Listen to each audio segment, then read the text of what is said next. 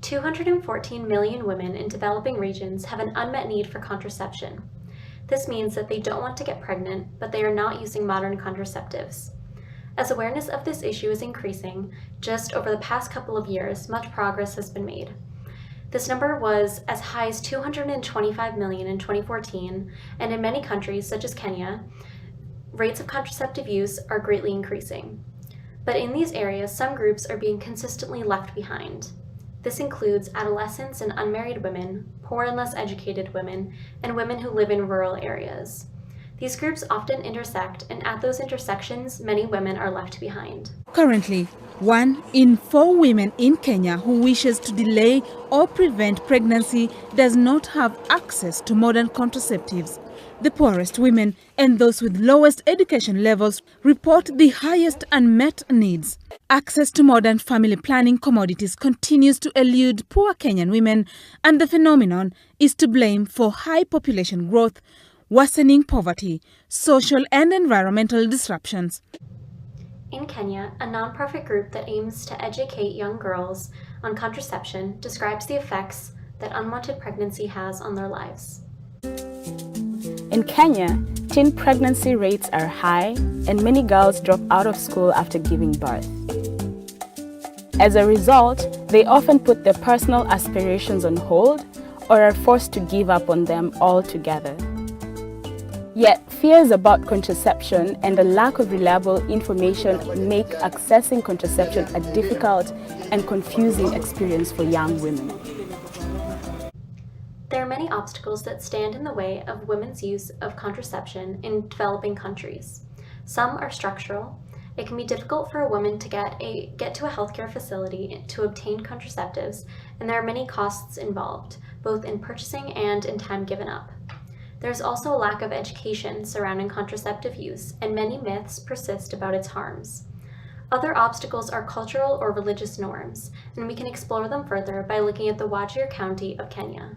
In the Wajir region, only 2% of the population uses contraceptives, compared to a national average of 58%.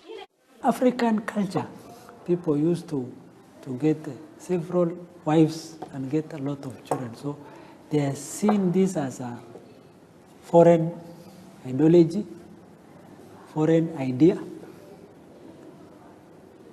in order to limit their number so that they can colonize them.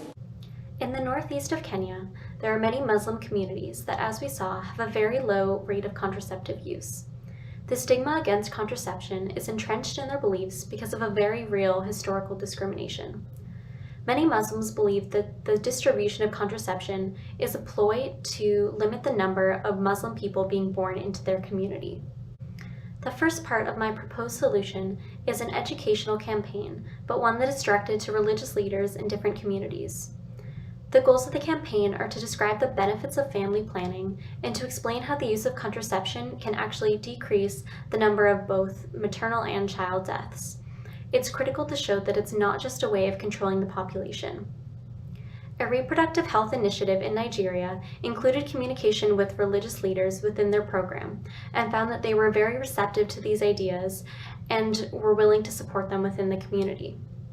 One way in which they were able to communicate was through use of handbooks that included quotes from the Quran that could stimulate discussion about the benefits of family planning.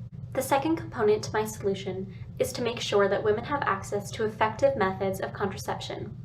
The method that I propose is a single-use injectable contraceptive. Now, the US-based global health nonprofit organization PATH is testing a single-use contraceptive injection in Africa. For millions of women worldwide, access to birth control can be challenging. But a new single-use injectable contraceptive promises an easy, safe and discreet method of family planning.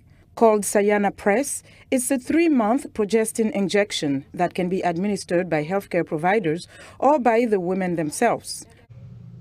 Part of my proposed solution is increasing the access of these single-use injectable contraceptives through the distribution from community-based health workers. This switch from medical personnel is important because most are based in wealthier cities, and this allows women to avoid traveling to access contraception. In communities or families where women don't have as much decision-making power, it is critical that they don't have to go to a specific facility, as a woman involved in the PATH program is about to demonstrate. We met a young woman in rural Uganda who wanted to use contraception, but she had to hide it from her husband. And she was having trouble getting away from her farm and her home to go to the clinic.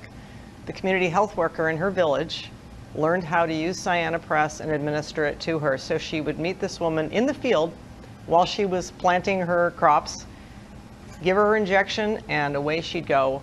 Her family never needed to know because she never needed to leave home or break her work routine. Women have a right to choose the number of children they want. It's only that they don't know that they have a right.